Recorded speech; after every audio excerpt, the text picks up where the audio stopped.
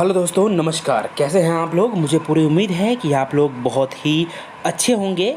इस वीडियो में आज हम बात करने वाले हैं येस बैंक के बारे में। जी हाँ, वीडियो येस बैंक के बारे में होगा और ये वीडियो उन लोगों के लिए होगा जो येस बैंक के शेयर को ख़रीदना चाह रहे हैं।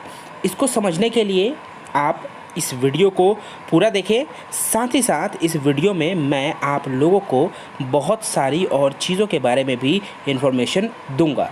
वो इन्फॉर्मेशन क्या होगी कि अगर आप शेयर ख़रीदना चाहते हैं तो आप ख़रीदें या ना ख़रीदें।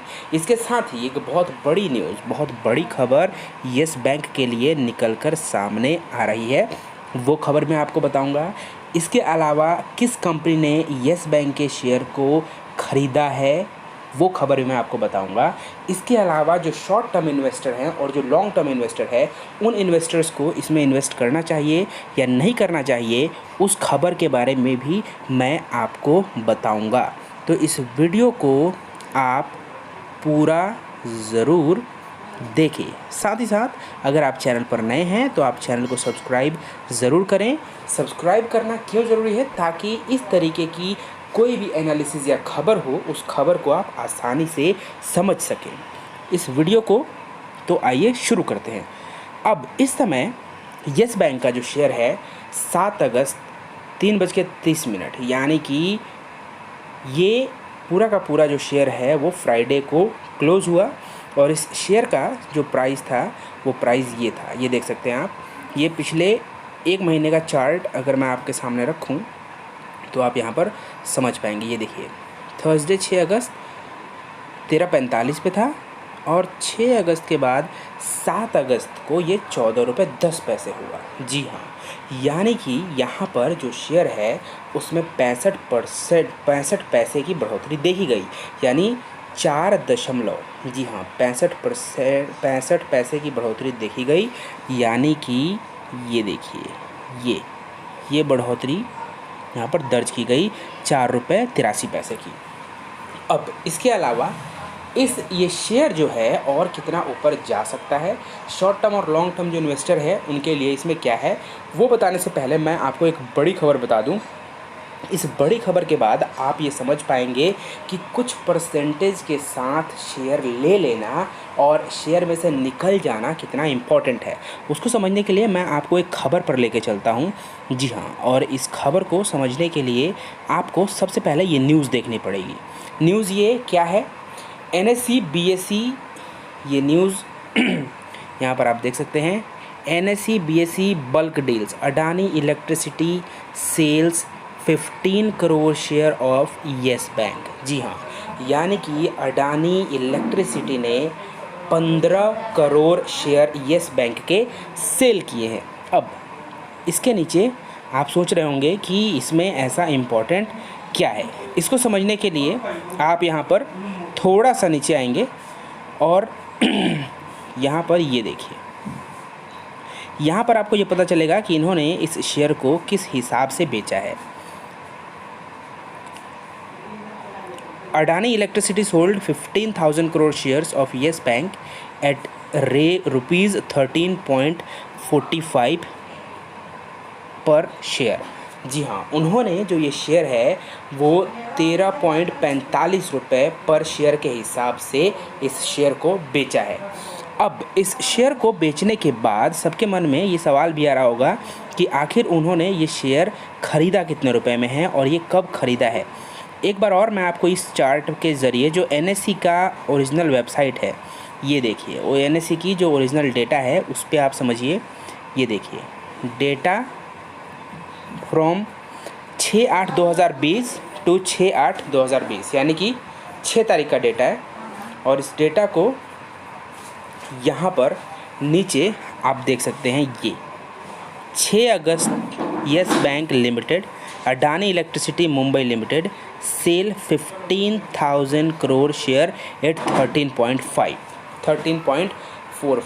जी हाँ, यहाँ पर मोटा मोटी एक आंकड़ा, एक हिसाब लगाने के बाद ये बात समझ में आया है कि यहाँ पर अडानी जो इलेक्ट्रिसिटी मुंबई लिमिटेड है, इसको कम से कम 21 करोड़ रुपए का बेनिफिट हुआ है। यानी कि ये जो बेनिफिट है ये कम से कम 11% के आसपास का बेनिफिट है। जी हाँ, अब आप ये समझिए कि आप में से कुछ लोग ये सोच रहे होंगे कि 11% का बेनिफिट तो बहुत ही कम है। दरअसल ये बेनिफिट आपको कम ज़रूर महसूस होगा, लेकिन ये आप एक बड़े इन्वेस्टर के हिसाब से सोच सकते हैं कि उन्होंने ये शेयर कितने में ख़रीदा।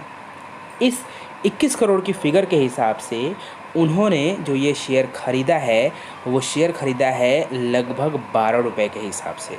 जी हाँ, ये मीडिया रिपोर्ट्स के अनुसार उन्होंने ये शेयर 12 रुपये पर शेयर के हिसाब से ख़रीदा है।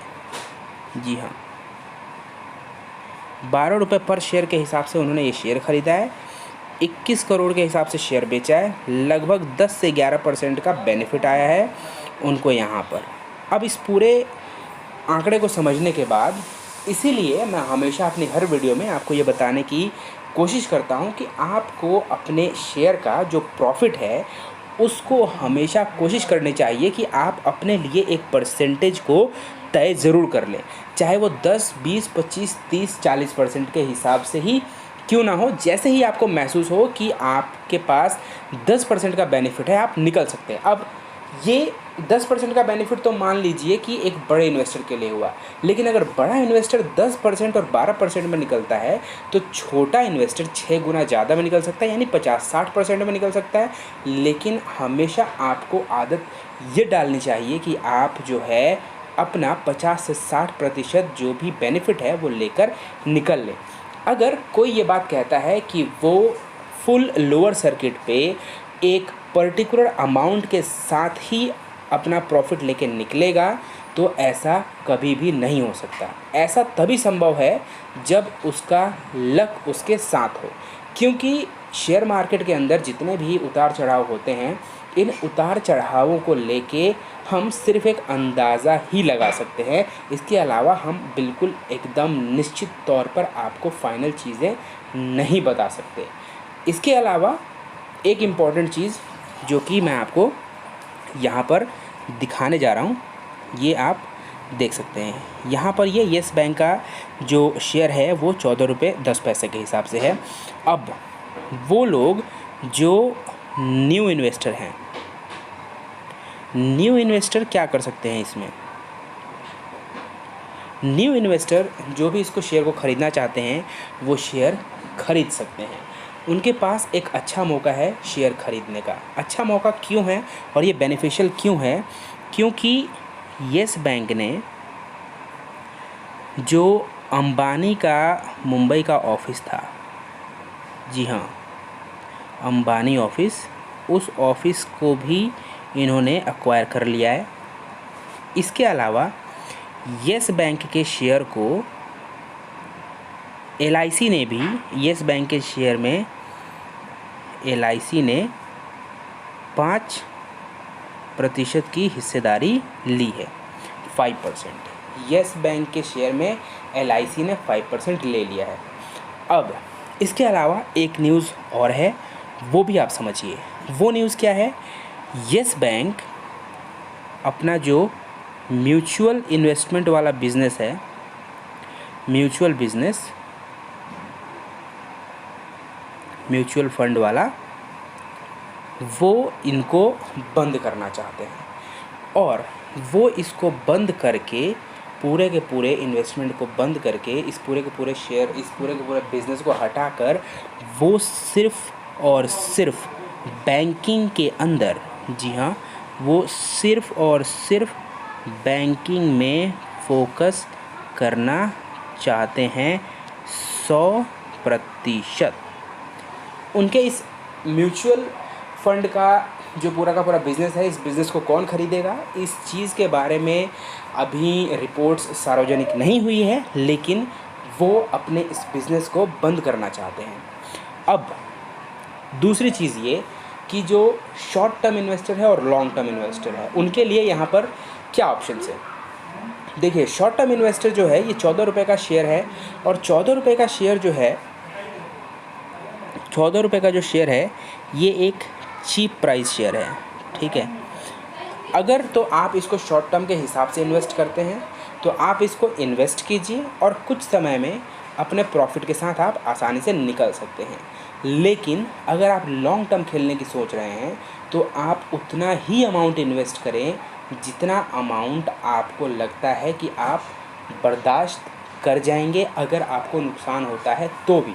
हालांकि इस पूरे घटना को देखने के बाद जो लॉस के चांसेस हैं, जी हाँ, इस पूरे मुद्दे को देखने के बाद जो लॉस के चांसेस हैं, लॉस चांस वो लो है।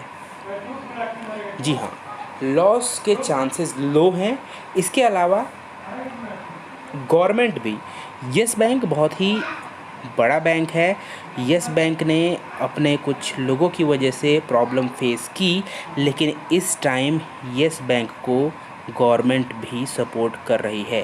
गवर्नमेंट भी चाहती है कि येस बैंक जो है वो रन करे। जी हाँ, येस बैंक को गवर्नमेंट भी रन करवाना चाहती है। तो कुल मिला के आपके लिए ये एक फ्यूचर इन्वेस्टमेंट भी हो सकता है जो कि बेनिफिशियल होगा आप लोगों के लिए।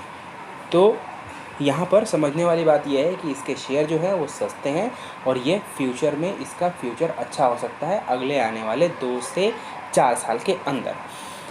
अब एक चीज़ और है कि शॉर्ट टर्म में, अभी शॉर्ट टर्म के हिसाब से अगर बात करें अगले 1 महीने की, तो ये शेयर किस हिसाब से और कितना ज़्यादा ऊपर जा सकता है। रिपोर्ट्स की माने तो अकॉर्डिंग टू रिपोर्ट्स ये जो शेयर है अगले कुछ महीनों में, जी हाँ, मैं सिर्फ कुछ महीनों की बात कर रहा हूँ, अगले कुछ महीनों में ये शेयर जो है वो ₹20 के आसपास ज़रूर जाएगा। उसके बाद ये लोअर सर्किट अगर लगाता है तो लगाए, लेकिन 17 से ₹20, जी हाँ, 70 to 20 के आसपास ये ज़रूर जाएगा।